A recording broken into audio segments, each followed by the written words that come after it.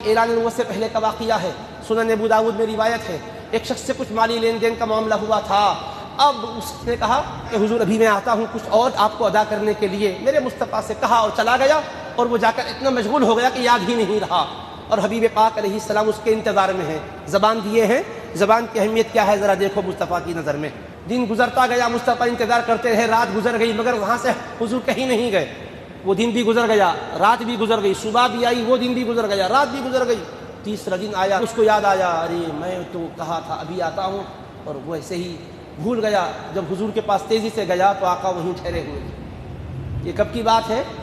قرآن کے نازل ہونے سے پہلے کی بات ہے، دعوت کا کام شروع کرنے سے پہلے کی بات ہے۔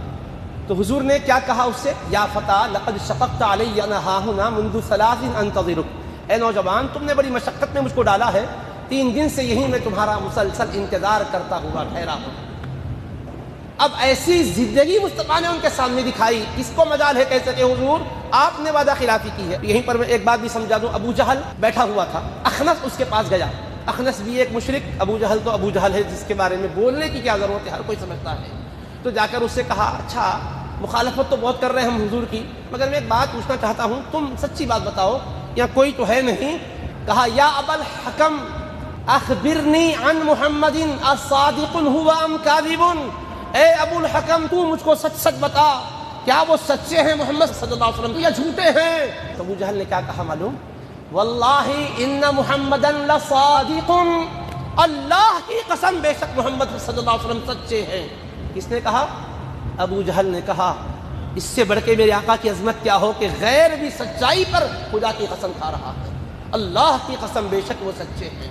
نہیں کہا، آگے کیا کہا؟ وما کذب قط، ایسے سچے ہیں کبھی انہوں نے جھوٹ کہا ہی نہیں ہے، کبھی جھوٹ کہا ہی نہیں۔ لیکن ہم کو ان کے سلسلے میں حسد ہے، کیونکہ بنی قصی کے پاس سقایا بھی ہے، لوا بھی ہے، حجابہ بھی ہے، اور نبوت بھی انہی کے خاندان میں ہوگی، اس کی وجہ سے ہم کو حسد آ گیا۔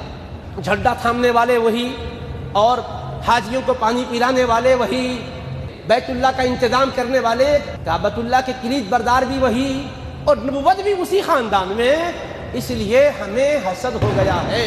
مصطفیٰ کی سیرت طیبہ اتنی پاکیزہ، اتنی معطر، اتنی معمبر، اتنی مطہر، اتنی درخشاں و تابناک ہے کہ اغیار کو بھی کبھی یہ گنجائش نہ رہی کہ اس میں کوئی دھبا یا داغ بتا سکے۔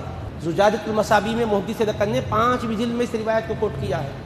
اب چلیے بخاری شریف کی سیر کریں، صحیح بخاری کے بالکل ابتدائی حصے ہی میں بدء الوحی کے عنوان کے تحت آخری حدیث بدء الوحی کی، حبیب پاک علیہ السلام عظیم روم کے نام اپنا نام ایک گرامی روانہ فرمائے۔ مصطفیٰ کا مکتوب شریف پہنچا، ابو سفیان وہاں موجود، مکے کے رؤساء وہاں موجود، تو اس نے کہا کہ بے خط آیا ہے، ایک آخری پیغمبر اپنی نبوت و رسالت کا تذکرہ کرتے ہوئے مجھے اسلام کی دعوت دے رہے ہیں، مکے والے کوئی ہے کہ انہیں بلاؤ۔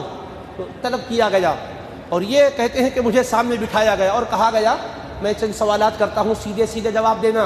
اس نے پوچھا اچھا ایک بات بتاؤ، اعلان نبوت سے پہلے کبھی ان پر تم نے جھوٹ کا الزام لگایا تھا؟ یہ نہیں پوچھا کیا وہ جھوٹ بولے تھے، جھوٹ بولنا تو بڑی بات ہے، کبھی تمہاری طرف سے ان پر جھوٹ کا الزام بھی آیا تھا کیا، یہ پوچھا۔ ابو سفیان کہتے ہیں کہ نہیں، کبھی ہم نے ان پر جھوٹ کا الزام بھی نہیں لگایا، کیونکہ ایسی زندگی انہوں نے گزاری ہمیں کہنے کا موقع ہی نہیں ملا۔ کیا ایسی سیرت والے مصطفیٰ کی امت کو کیا ناز نہیں کرنا چاہیے ان کے امتی ہونے پر؟